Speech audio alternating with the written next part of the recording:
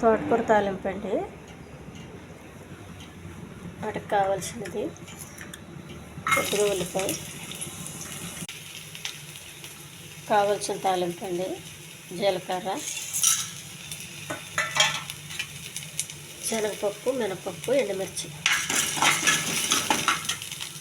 తాలింపు రెడీ అయిందండి. తోటకూర వేస్తున్నాను.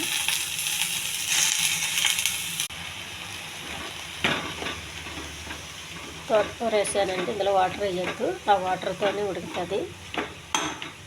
కొద్దిగా వేయాలి అంతే అండి, ఎక్కువ వేయద్దు. వేస్తే ఎప్పుడన్నా ఆకు ముదురుదైతే కొద్దిగా వేయండి, లేతదైతే వేసే అవసరం లేదు. తోటకూర తాలింపు రెడీ అయిందండి.